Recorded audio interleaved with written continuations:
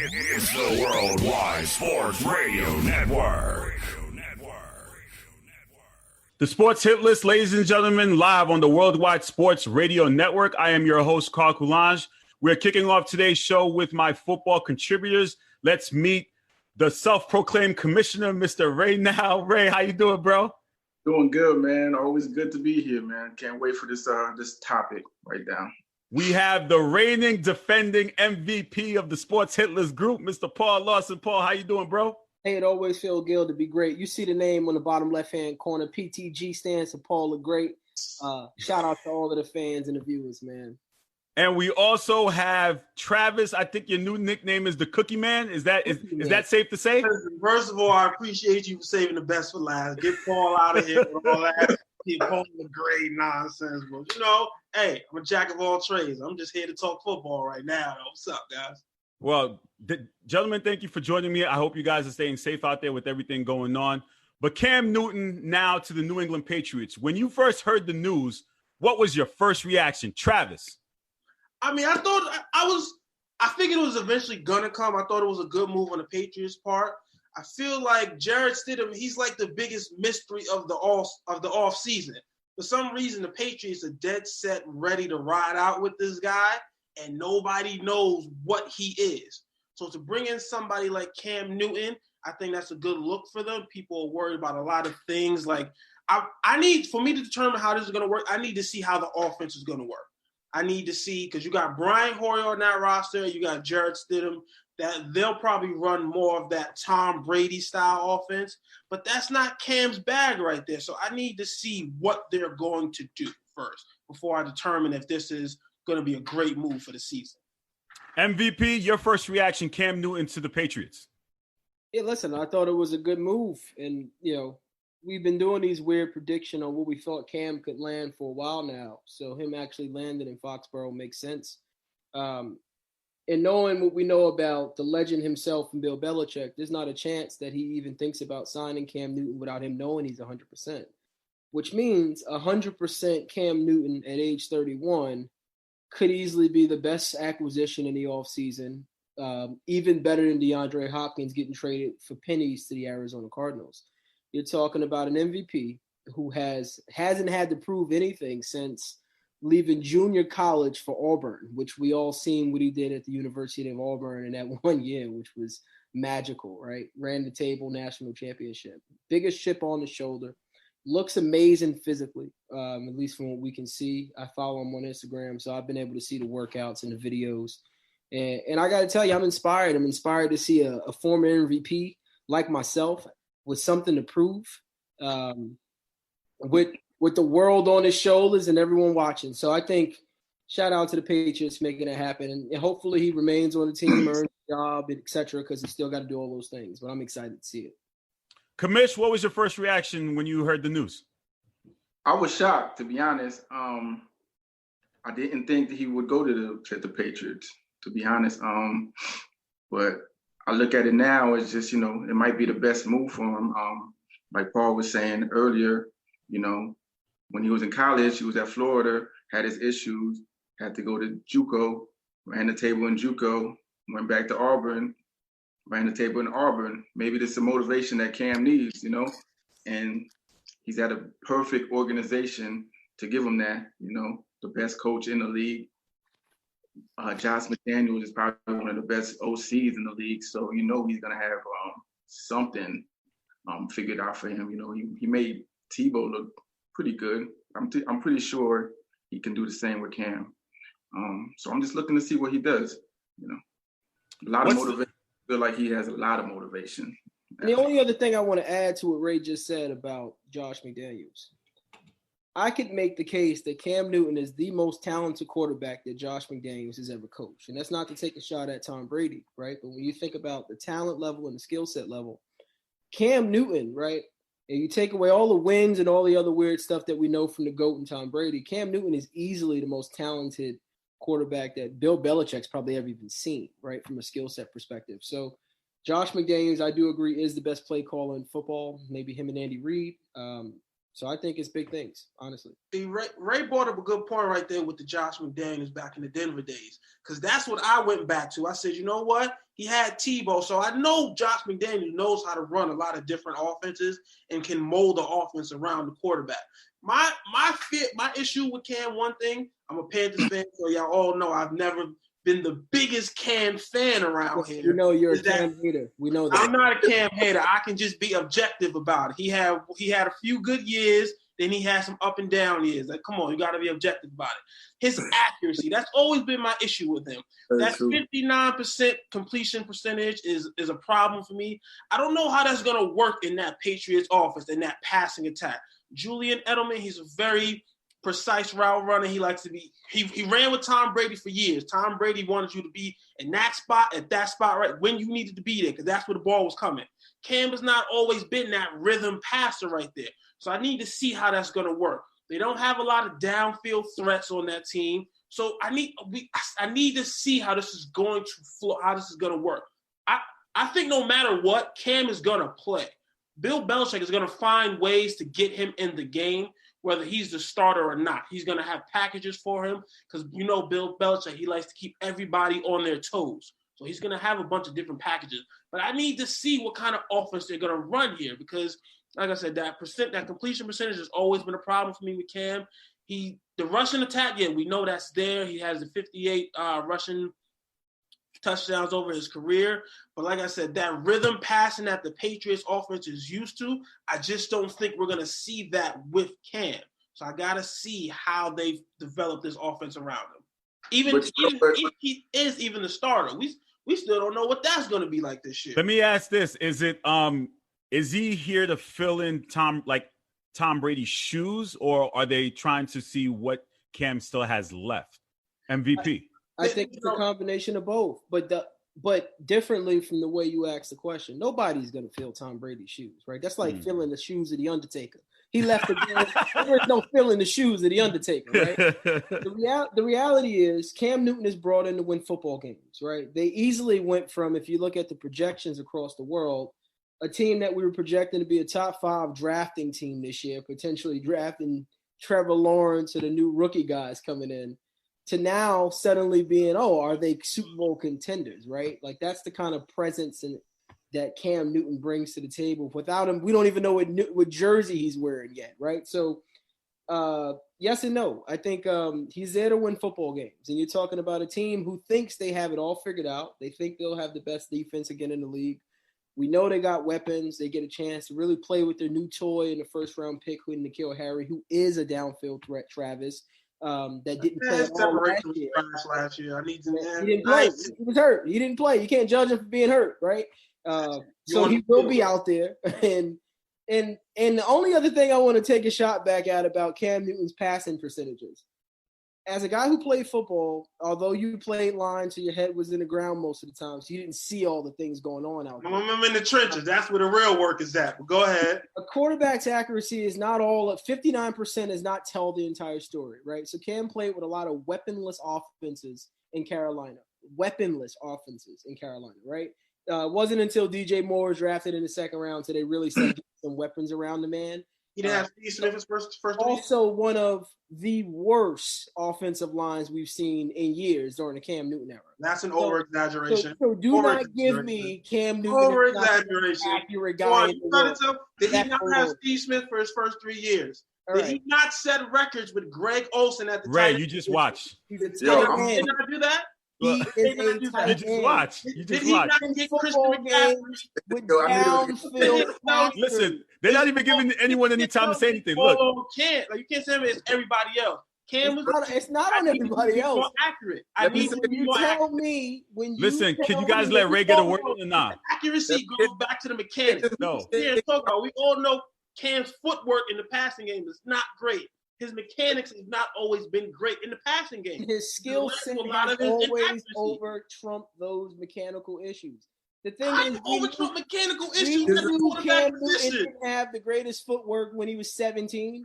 We knew it when he was 21. We knew it when he won MVP. All right, then, but there's still things you got to improve on. If you want to become an accurate quarterback, that's where it all starts. Cam Newton hasn't improved on his mechanics. Is that what you're telling me? Are you saying Cam Newton did not improve on his mechanics? Is what you're telling me? Not consistently. Not consistently. Travis, that has always been my issue. Cam is Okay. no floor guy. I'm trying to take over, but he won't let me moderate. He's basically you guys are just moderating yourselves, and we got 5 minutes left. I did want to go ahead. Ray, could you settle the debate between Trav and Ray, between Trav and Paul, or no? I mean, they both make good arguments for both things. I understand where Travis is going. I mean, Cam hasn't always been the best passer. His mechanics have not always been the best. You know, he's always relied more on his God-given gifts. You know what I'm saying? But like Paul just said, after Steve Smith left, he really hasn't had much to work with wide receiver-wise. Besides Greg Olsen, that's a tight end, but you can only do so much with a tight end. But I see both sides of it. But like I said, with the whole Patriots thing, I'm gonna just say it like this. I think they're using Cam, and Cam is using the Patriots. The Patriots are just like, hey, for 20 years, we've been one type of offense, a drop back with a statue type of quarterback. If you guys now look at it, the NFL, everybody is mobile. This is going to be the first year the Patriots have a mobile quarterback. And I'm thinking they're going to see what they have with Cam. If it works out, it works out. If it doesn't, then they're just going to go in the draft and draft a young quarterback who's mobile. And at least they have a year of experience of knowing what to do with a mobile quarterback. And hopefully it does work out. He balls out. He gets another deal with another team. And if it does, it does. And if it doesn't, I can see them drafting one of the 3 quarterbacks coming next year, which is Lawrence, or how the dude from Ohio State. I'm not even going to say his name because I hate Ohio State. And the other dude from North Dakota State. So that's just my opinion on that. All right. So let me round up with the final question from the self-proclaimed EP, Mr. Ricardo Etienne. Howard Sherman said this, and I quote, "How many former league MVPs have to sign the league minimum, right? It's just ridiculous. A transcendent talent and less talented quarterbacks are getting $15 million a year. Meanwhile, Cam is getting 7.5 on a 1-year deal." What are our thoughts real quick on the contract that he received? Travis?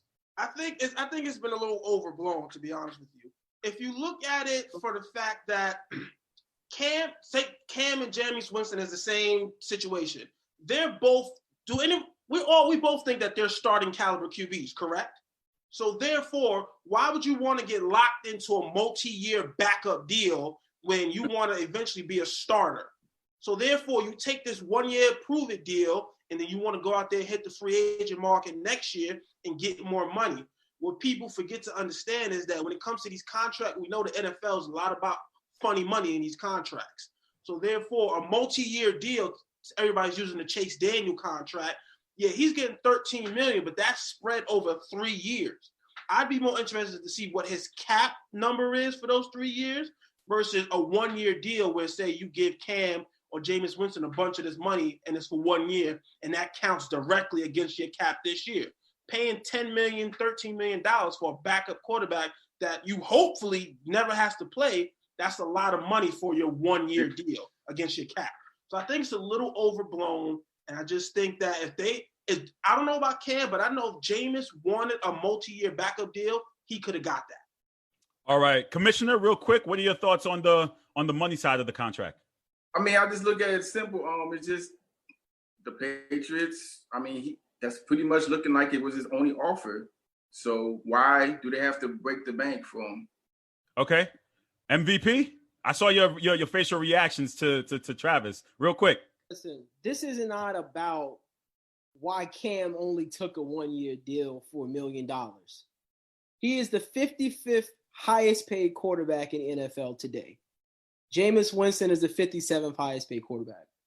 The New Orleans Saints gave Taysom Hill $16 million to never play quarterback for the New Orleans Saints. They believe Alex Smith. Hold on, man. Let him finish, bro. Come on, man. Alex Smith is being paid $24 million this year for the Washington Redskins to play quarterback. He will never start a game this year. Not to mention, they just drafted a guy. Colt McCoy just signed for $2.5 million to back up a first-round draft pick in the New York Giants. A.J. McCarron is backing up the franchise for $4 million a year in Houston. Do not tell me it's all they don't want to get locked up in the deal. Guys like those, Jameis Winston threw 50 touchdowns last year. What more prove it does he need to do, right? 50 touchdowns. Cam Newton's resume speaks for itself, right? He will go down in the Mount Rushmore for Carolina, former MVP. So to tell me that these guys need to go out there in the most dangerous sport, right? One of the most dangerous positions in the sport, have to go prove it to hopefully get another deal in their 30s, it's blasphemy, bro. So to say that, wait a minute, I ain't done yet. So to say that is disappointing. It's disappointing. And I don't want to play the race card. But Richard Sherman was playing it without actually putting the card on the table face up. Oh, he was definitely playing it. He was down. It is unfortunate that after going out there and doing what these guys have done, that they're as African-American quarterbacks, they are unable to secure the seat at the table to be the face of a franchise. Because that's what this business model is for the quarterback position. The face of the franchise. So they're willing to degrade them, slap them in the face with these low ball offers because, hey, we're the only ones that's going to give it to you. And you got to prove yourself. And that's unfortunate. And that's where we are in America. And it's guys, I'm sorry, I don't mean to cut you off, but we have to go to our NHL team real quick. Team Ray or Team Carl? So far, 3 weeks till the big debate. Team Ray or Team Carl? Who you got? Who you guys got? I'm going Team Ray, bro. I don't know about the Celtics, man. Travis, Team Ray or Team Carl, man? Real quick. I'm going with Carl, man. Thank you, brother. Bro. Go ahead. Thank you. Commissioner, who you got? Team Ray or Team Carl? Hey, you know I'm always with the Zoe, bro. That's all. My dude. Respect, guys. Respect. I'll see you guys on the flip side. Thank you so much for joining me. I'm about to bring in the NHL team, and I'll talk to you guys soon. All right.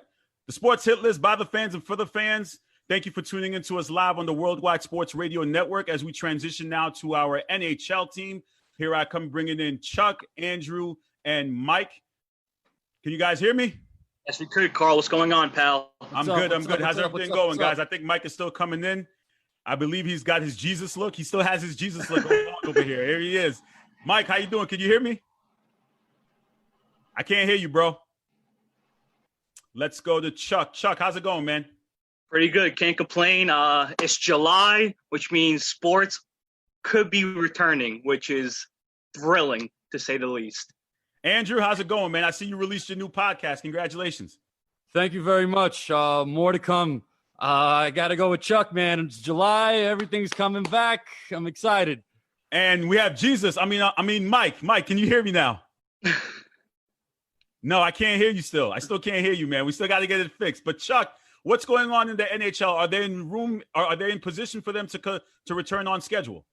So as of right now, the Players Association and the NHL are working out an agreement to set in stone the hub cities and the dates for phases 3 and 4.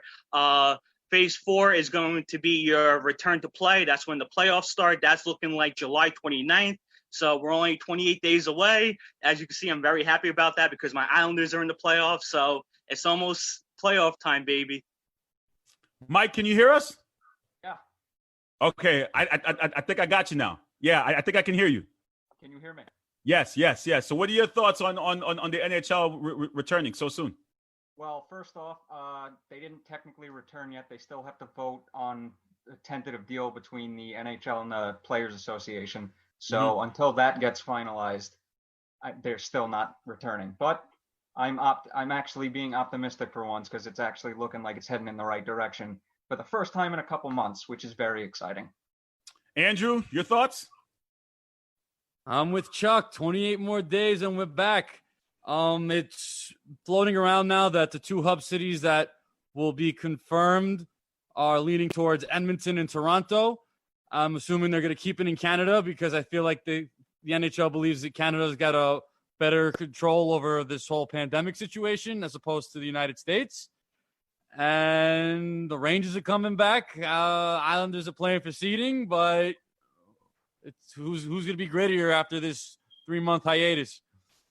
Now, one question that's been floating around all sports is this whole narrative of asterisk on this year's 2020 championship for football, for baseball, for basketball. Are you guys placing an asterisk on the Stanley Cup champion this year, or is there no asterisk? Jesus. I'm going to say no, because this year out of all years, it's actually, especially if you're one of the teams playing in the play-in round, it's going to be even harder to win the cup because you're technically playing that extra quote-unquote round. So no asterisk for me. They got to put the work in even more so now than previous years. Chuck? I would say no asterisk, but if key players start to opt out, then I think you have to include one, because they're going to be losing. Like let's say Connor McDavid decides to opt out, or Steven Stamkos decides to opt out. That's going to hurt the Lightning's chances. That's going to hurt the Oilers' chances. So I think that's when you start to approach whereas though a team is not at 100%. So I think that's when you have to start the discussion of when to place it. Andrew, is there an asterisk on the Stanley Cup championship or no? Absolutely not, because if the season was called and whoever was in, then that's not fair to the teams that were a game out or a game and a half out. Now you've opened it up to the teams that basically have a shot at like redemption in a way. So like Mike said, the teams have to work harder. They have to play round 0, as I spoke to Charles earlier, just to get into the main round 1. It's going to be a fight. It's going to be an enjoyable fight. The only thing is that there's no fans, but it should be entertaining nonetheless. We have a quick comment here live from Kyle. Kyle said it also has to deal with the ice surfaces being likely to be likely better in colder climates. Is that true? So how does that play a factor? You're playing hockey during the summertime. Chuck? Well, it definitely has a point, but I think what the NHL was trying to do was that they were trying to go to Vegas because their expansion team is from Vegas, so they're trying to grow the sport, which I think was a brilliant idea. But because of the COVID cases, that put an end to it. But I think Canada was a good option because they don't have nearly as many cases as we do here. And up in Canada, in cities like Edmonton, Calgary, Winnipeg, and all those cities, they have rinks everywhere. So I think it's good, whereas teams can go and then they could have practices where you have like we have 5 teams practicing at the rink. So I think the Canadian cities and also some cities like a Minnesota or something were better suited for a so-called bubble area. What are your guys' thoughts on the draft lottery and how's that going to work out? Mike? See, I'm a little bit on both ends of the spectrum here. They screwed it up because we don't know who has the first pick, but they didn't screw it up because they followed the same exact format that they've been following. So you can't really get too mad at it in that aspect, but we don't know who has the pick. So in that aspect, they screwed it up. Andrew, what are your thoughts on the draft lottery? Well, it goes to a team, if I'm not mistaken, that loses round 0. So honestly, it's kind of messed up in a way because New Jersey, Detroit, and Ottawa and San Jose, who had to give another pick to Ottawa, so Ottawa has 2 picks. They're hurt and like they need that overall pick. At the same time, like the teams that were like kind of like waving the white flag like right before the pandemic started, like Chicago, like ready to regroup for next year. They go into round 0. If they go ahead, that's great. If they can like find a way to like find a chemistry and keep going. If not, then maybe they lucked out and they'll get that number 1 overall pick and it'll make their rebuild much, much, much easier. Chuck, what are your thoughts on the draft lottery? I think Gary Bettman did his best Vince McMahon, and and I don't know. I just think. Oh, you're basically saying it's scripted, it's rigged, like well, as a heel in the face. All right, so I don't want to sound too conspiratorial, but I just think it's funny how LA gets the second pick, and the first pick is unknown because they want to have a second draft lottery to build up interest with the audience of who's going to get the first pick. So I don't know. I just think it was very fishy the way that the draft lottery resulted in. And I mean, what are the odds that a team that's going to be playing in the playoff is going to get the first round pick, the first overall pick, I should say. So I just think it was very fishy. But I mean, my team's in the playoffs, so I couldn't really care. But just like how Andrew said, teams like Detroit and Ottawa and the Devils, like, they need that first overall pick. So it kind of stinks to be them. Do you guys agree with Chuck with the Vince McMahon storyline? Well, Gary Bettman in the past, you have to think about this, where in the NBA and Major League Baseball, Toronto is the only Canadian city represented. And then the CFL technically adds to Toronto having the Big Four. But hockey, it's almost all the major cities in Canada. So a lot of teams have moved. Like Gary Bettman was kind of like he was kind of to blame for Quebec City moving to Colorado, the original Winnipeg Jets moving to Arizona. A lot of criticism came towards him for trying to Americanize the game more and putting like hockey, a game that's literally played on ice in cities that don't even have ice for all but 5 seconds.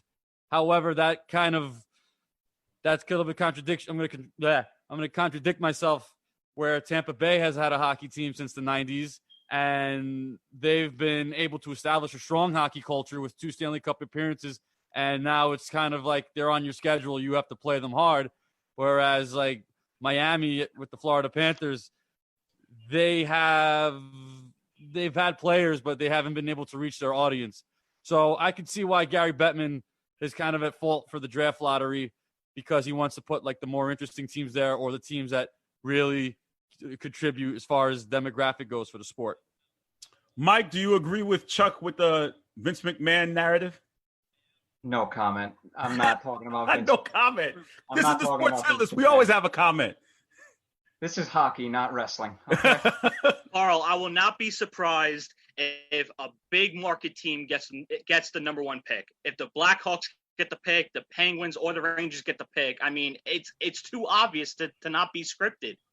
Oh, also, one more thing. If I'm not mistaken, this is the biggest jump ever for a team getting number 1 in the draft lottery.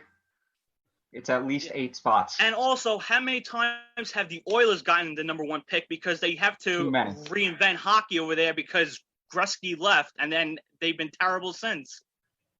You got a good point. To finally wrap up your segment, guys, if you had to pick right now, too early to pick a winner or no? Stanley Cup winner. I think way too early, because with hockey is that you need to like be in shape for this game. Like if you don't find your legs like right off the bat, you're gonna be slow, and it's gonna be weird to see how teams come back with only 3 weeks of training and everybody's gonna be healthy. I really don't think a playoff team is gonna be missing like a key component to their team. So everybody's healthy, everybody's coming off a long layoff. So it's kind of like the beginning of the season, and you never know who could catch fire. So a team like the Blackhawks with Patrick Kane could easily catch fire and go all the way and win the cup. So I think it's still way too early to even predict the winner. Andrew, too early? The beautiful part about the hockey playoffs is, or should my colleague in Philly correct me 1,000 times, the Stanley Cup playoffs, is that anything can happen when it comes down to this. 2014, Rangers make it in. Tough series with the Flyers. All of a sudden, Stanley Cup final. Heartbreaking finish, but they were there. Last year, the Tampa Bay Lightning set the record for most points in a season. They had the same amount of playoff victories as the Ottawa Senators, who were the worst team in the league last year, when they got swept by the 8th seed Columbus Blue Jackets.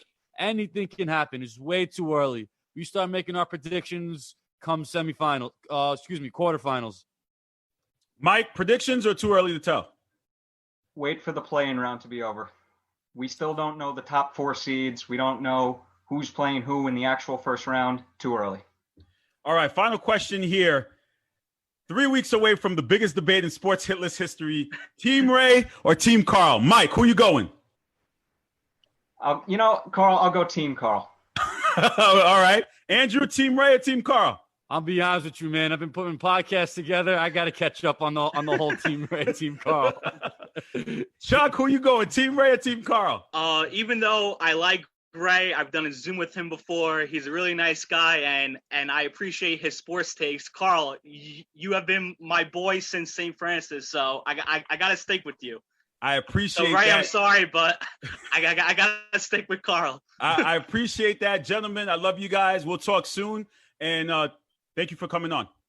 Thanks, Carl. All right, we're Thanks, going to Carl. transition now to the NBA. You're watching the Sports Hit List live on the Worldwide Sports Radio Network. Let me bring in my NBA team. Here we go. Thank you, everyone, for tuning in. Today, we're going to be talking about the legacy and the life of Vince Carter. Let's see. Is Andrew still in here? And there he goes. Let's see with my NBA team. Andres, can you hear me, bro? Yes, sir. Loud and clear. How you doing, Mr. Numbers? Doing amazing. Love the shirt, man. Mike, Thank the you, Pastor Miller is in the building. Mike, can you hear me, my brother? What's up, my brother? How's everything What's going? up? Everything is amazing. Everything is lovely, man. And we have the resident coach, Coach Walmack. Coach, how you doing, bro? Doing good, man. Blessed to be here. Talk some basketball.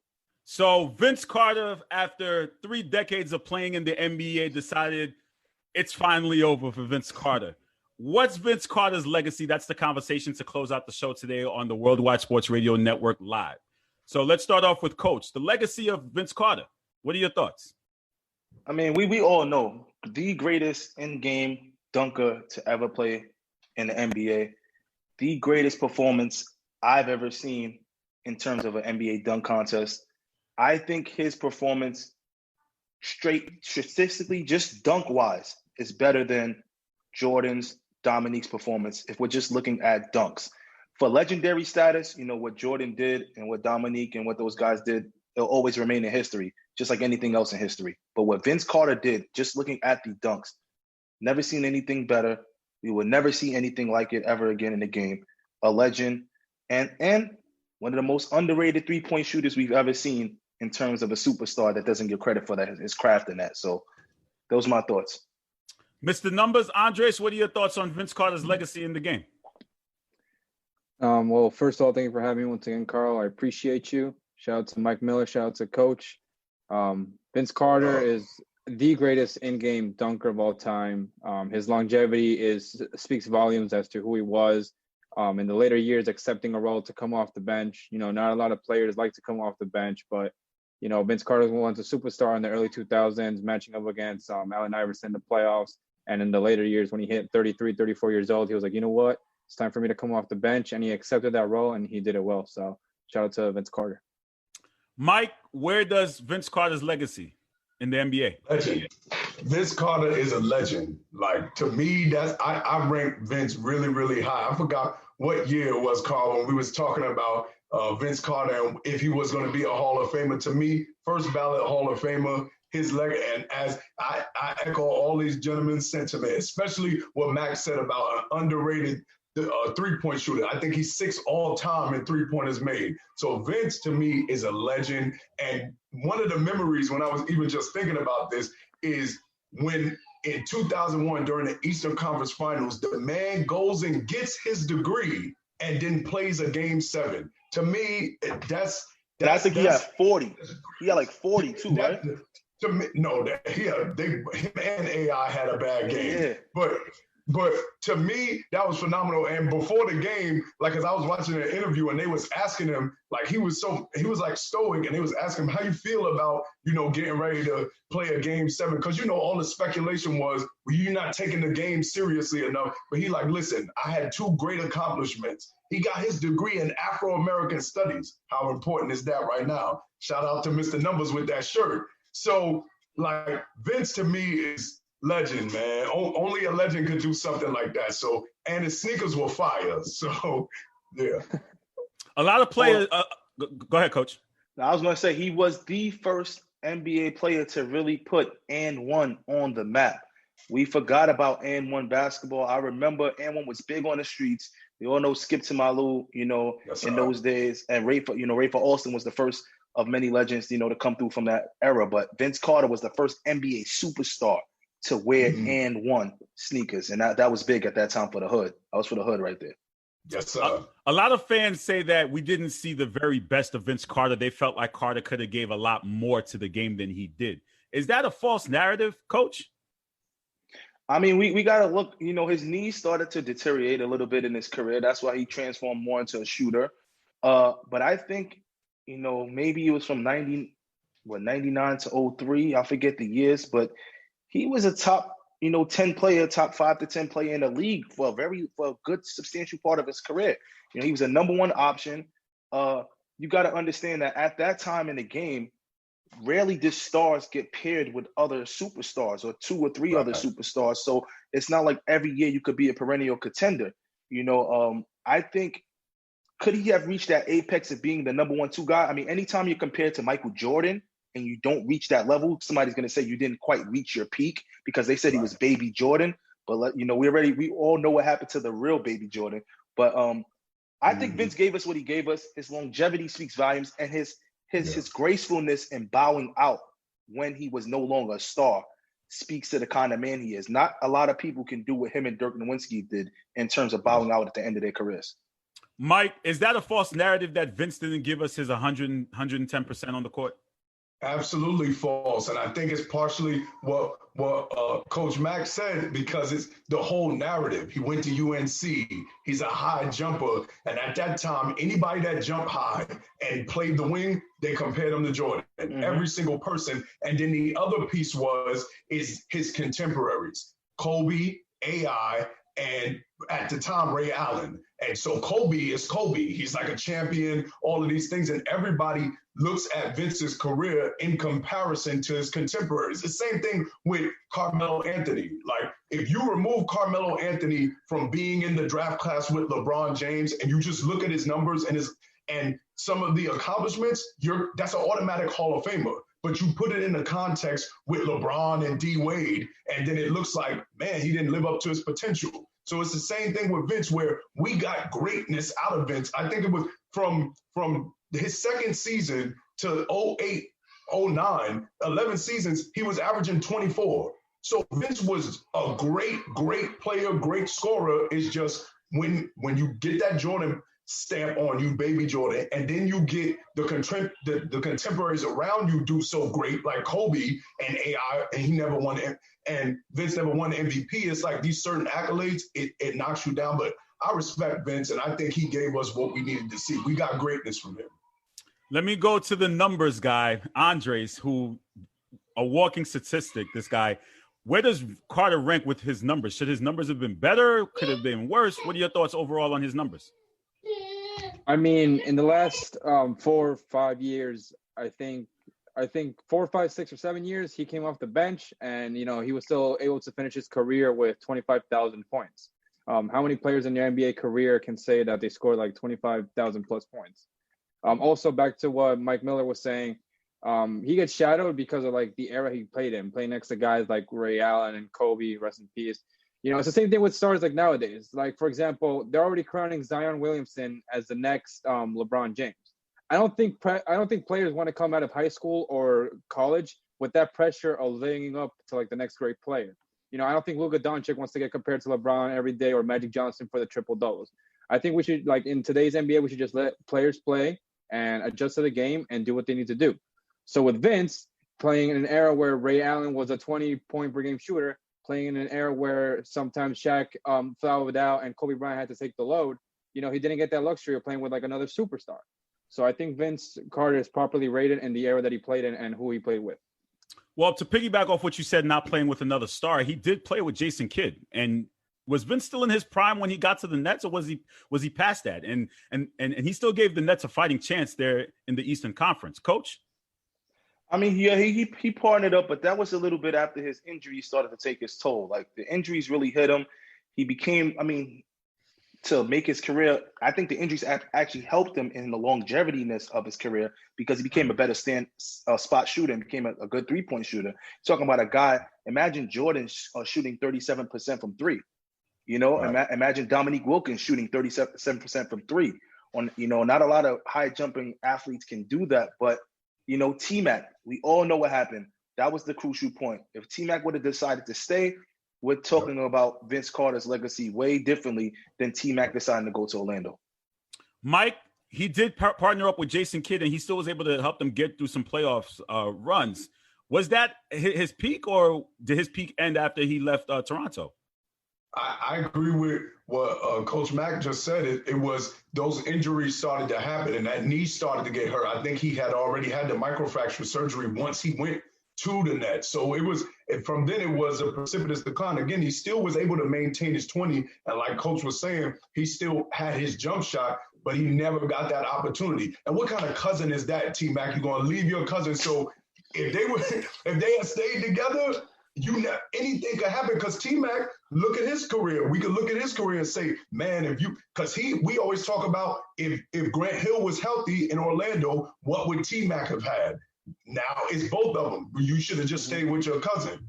They probably have fight the barbecue about that. But no, I think he was still a serviceable star player, but the superstar, like, he wasn't at that level anymore. That effect that he had, he wasn't there anymore. But he helped them, and they did have Richard Jefferson. They played a little bit with each other. So, but Jason Kidd, I mean, was Jason Kidd really a starter? We ain't gonna get into that. Listen. We know what you believe. You believe Mike Bibby's better than Jason Kidd, so that's another debate, right, Mike? No, we're not gonna do that today. That's what he said. No, he opened a can of worms. You opened a can of worms when you said that. You did say that. Hold on. Listen, let me clarify. I'm not gonna clarify that. I said what I said. Hold on.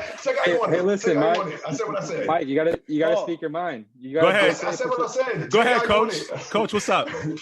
Was Vince Carter better than Paul Pierce? Listen. That's fair to talk about. Listen. Now you be honest and tell the truth. Was Vince Carter better than Paul Pierce? And I like that, man. Listen. How are we flipping narratives and asking me questions now? What's up with that? Because answer the question. Answer the question. I like that. Listen. Okay. Vince Carter was better. I will say that. Vince Carter was better on the scale of his, number one, his popularity. He was a lot popular than Paul Pierce. He's more flashier than Paul Pierce, more versatile, able to finish better than Paul. So from that regard, I say he's better than Paul Pierce. As far as scoring wise, I would say it's neck and neck because Paul Pierce is an underrated scorer and people don't give him. Hold on, Andreas, let us know the numbers. I know you got them. You shaking your head. Was this a setup? This was a setup. I have a feeling this was a setup. That was it. You guys set me up. You see, I fell right into the trap. I walked right into the trap. All right, go ahead, Andres. Give them to me. Go ahead. I think Paul Pierce is very underrated defensively. I think he was a better defender than Vince. I think that's like underlooked on both sides of the ball. As far as offensively, Vince could be flashier and all of that, but Paul Pierce was a better scorer and a more efficient scorer than Vince was. So I can't give the edge to Vince on that. I'm sorry.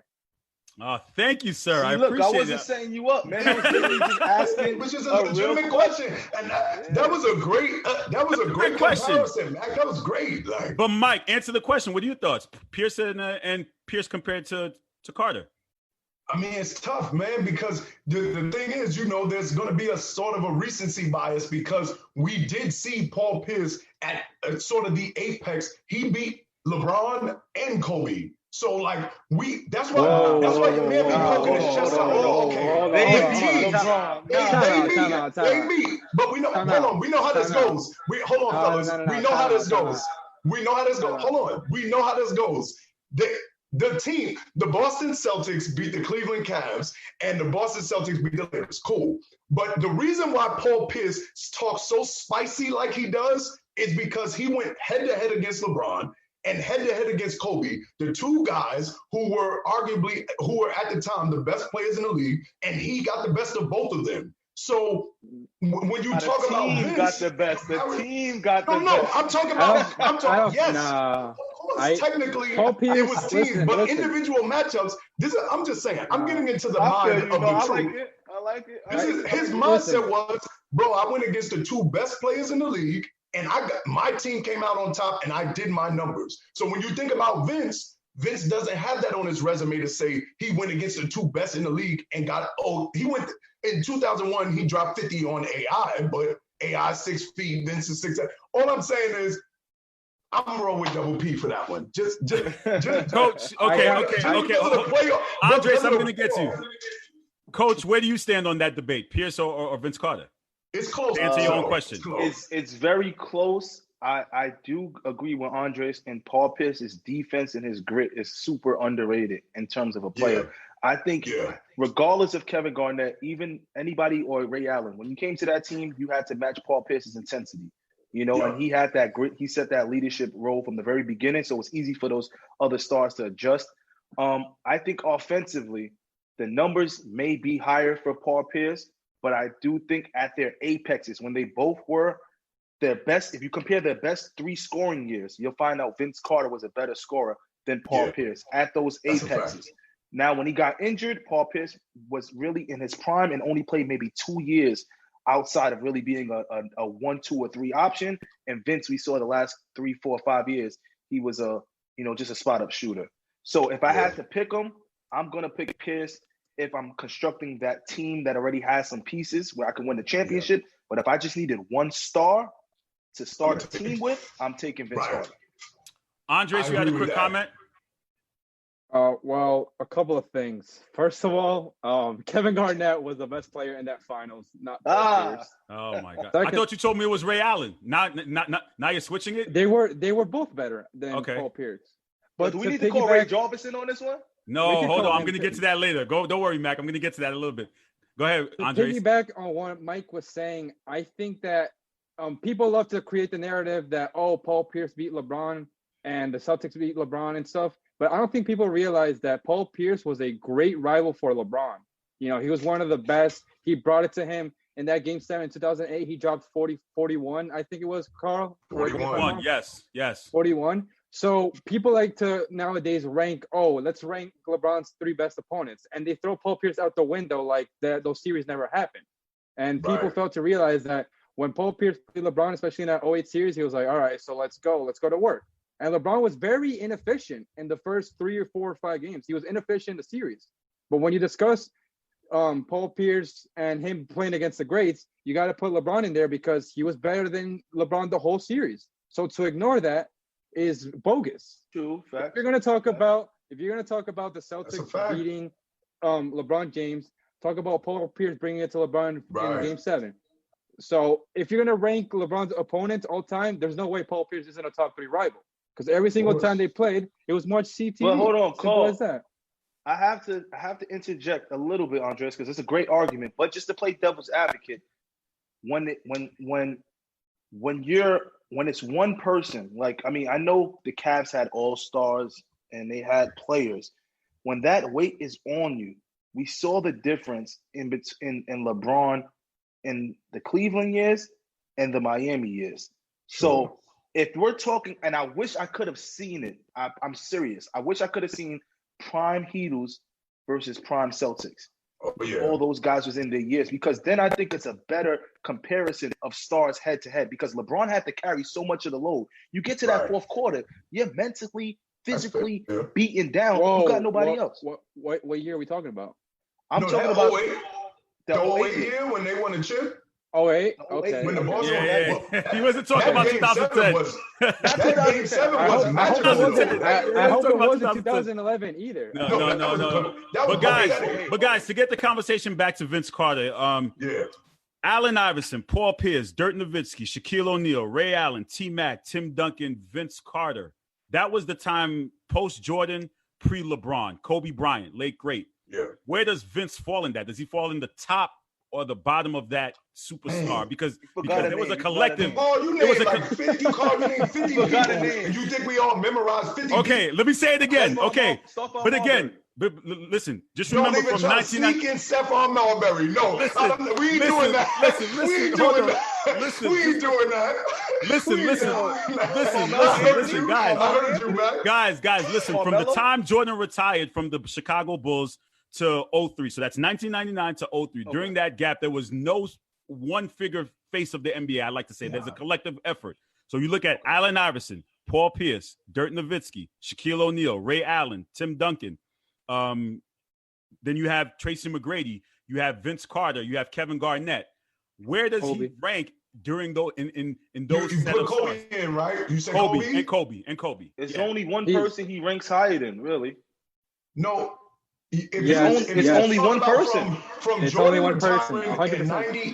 In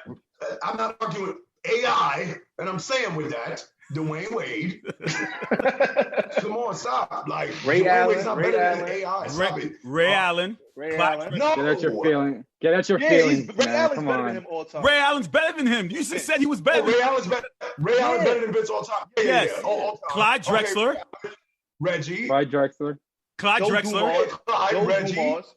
Reggie. Joe Are you sure about Don't that, do Reggie? No, that's disrespectful. No, stop. Don't, James okay. Harden. James Don't Harden. do that to me. Okay. You're a Knicks fan. You better show better respect than that. You know better than that. Stop Okay. that. What? Okay. But Okay. what? Okay. Fine. Okay. Fine. Joe Dumars. Joe Dumars. Joe Dumars. No, Reggie. No. Joe Wait, I'm Dumars not is going not in better order. than Reggie. No, I'm not No, going in no, order. no. We're talking about Vince So you're not going in order. Okay. We're not going in order. So No. we got 7. No, we got 8. James then. Harden. If we count Reggie, James Harden. Reggie's better James than Harden. Vince. James Harden. Here James- comes Andres for James Harden. Dag. Yeah. He's better. man. He's Yeah. better. No. I'm saying Dag. Like Vince don't. Vince Vince probably ain't don't top. top 10. He's not top He's 10 in the shooting guard. Like I said, Vince is 10th. No. We could keep going if we James Jerry Harden, West. whatever. Jerry Jerry West. Jerry West. West. West is a Definitely. point guard. Get outta here. Jerry West is a But point I guard. count Jerry West as a point guard though. So that's just me. The I point count guard, Jerry West as a 100%. point guard. All right, I count him as a wing. My fault. So He's how a- many he's we a- had, he's a Andre? point So we guard. had 9 and 10. Oh, right, because they didn't have We had- positions we then, had so 9 he and was just a 10. wing. Right. And Is then he comes 10 Carter at then? 11. Absolutely, 100%. Some That gonna sounds say about right. T-Mac was better than him. I would say T-Mac. It's two different positions, though. It's two different positions, though. Wait, T-Mac was a small 2. forward. No, T-Mac T-Mac he was played, a three. T-Mac played the 2. He played the 2. He didn't play the Because 2. Grant He Hill played was the going to 2. play the 3. T-Mac played the 2. It was all of them. Okay, They were so both. look, Everyone was a listen. hybrid. Everyone was a hybrid. Listen, we have MJ. Hold on, wait. We have MJ1, Kobe, Kobe, AI, AI, Wade, whatever, man. 2020, man. Dumars. Come on, get out your feelings. AI, Reggie, AI, James Reggie, Harden, Dumars, Clyde Drexler. Drexler. Who else? James Harden, Harden. Allen Iverson. Did you Yep. put Allen T-Mac. Iverson? Yeah. You, T-Mac, Ray Allen, Ray Allen. Ray Ray Allen, Allen, T-Mac. T-Mac. T-Mac was T-Mac. a better player. Vince had probably T-Mac had is- longevity, Jerry but West.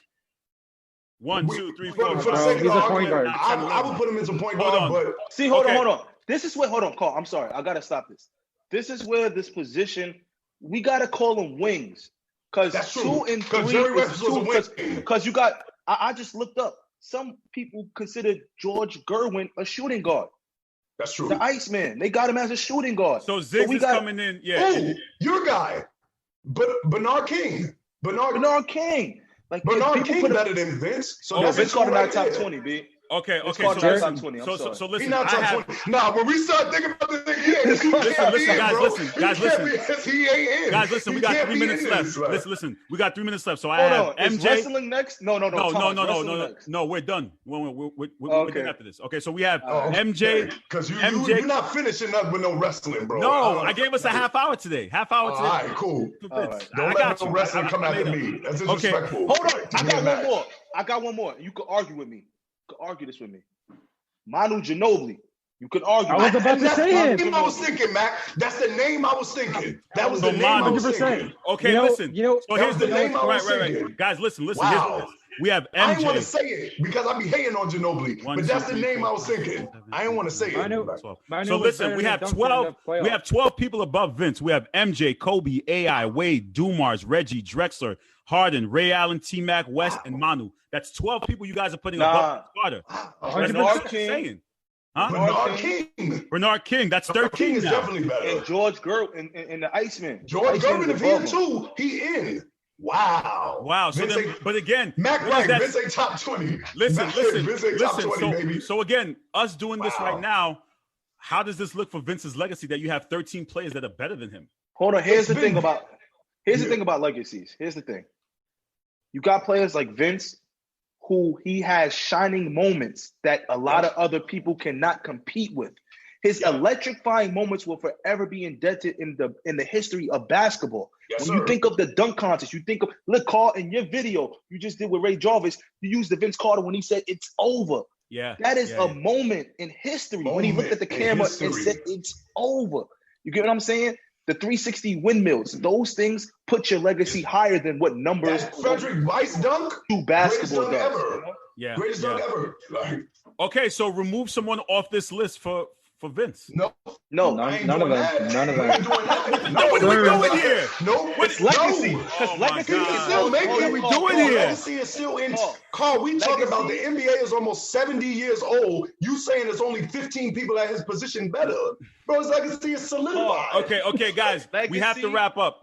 Hold on, call. Go ahead, Coach. Legacy and all-time rank are two different things. Okay. Legacy fair. and all-time rank are To different wrap things. up the show, to fill in Mike, there's been a battle between myself and Ray Jarvis. Ray Jarvis said that the Kevin Garnett era Celtics are overrated, and we're going to have a debate about it live And they on are. July And they are. 22nd in 3 weeks. July 22nd, they are overrated, and I can't wait to watch that. Oh my! They are. So right now we've been doing promos back and forth. So far, are we going Team Ray or Team Carl? With the Mike. promo, No, With we the- were just who we the going debate. for? With everything. Team Carl. You my man, I love you, man. We've been through a lot, my brother, but you know that's what somebody said the other way. I gotta go with Team Ray on this, baby. They definitely overrated. Coach. whew, call, man. You are a fearless leader, but I gotta go Team Ray. Wow, son. Call. We got some Benedict Arnolds, yo. In my defense, I Call, love you, bro. Mike, remember this, Mike, because it's funny it comes to play out. Remember a time when I said the Celtics was overrating that one ring, and everybody argued me and said, "Well, as a Knicks fan, you can't say nothing because they got one ring." No, this is the argument that I was making. So, Call, it's nothing personal, but You know I what? think It's they're okay overrated. because I'm gonna prove that era is not overrated. Andres, what do you say? Overrated, baby. okay, I can't look. I I'm can't gonna wait. say, I want to say one more thing. So in 2007, as we all know, the Boston Celtics missed the playoffs. They finished like 15 games under 500. They traded for Kevin Garnett and they traded for Ray Allen. Kevin Garnett finished top 3 in MVP and Defensive Player of the Year, and somehow the Celtics won the championship. But they also won in like 26 games against the 8-seed Hawks, the Yo, Cavs who had LeBron. Save and some Clay room from for the Ray, YMCA. man. Come on. And- Yeah, man, it's up to It's you. said this- okay. he It's said this in his okay. promo. Listen, it's He just okay. asked you No, Team Mike. Ray or So Team Mike, Carl. just to let the fans know, 3 weeks. This debate goes down live on the Worldwide Sports Radio Network, July 22nd at 4:00. Mike, if you want to get filled in, please go into the group to watch the promos. We've been going back and forth. It's been some nonsense. Yo, I can't Yo, wait Carl, for this. he killed you with that mic drop. Hold on. He did, Let me he get did. let me get my mic. You know what, Mike? Have a good night. All right. Thank you for watching the Sports Hit List live on the Worldwide Sports Radio Network. My brothers, I love you guys. I'll see you guys next week, and we'll talk. You guys stay safe out there. Take care. New world order. It's the Worldwide Sports Radio Network.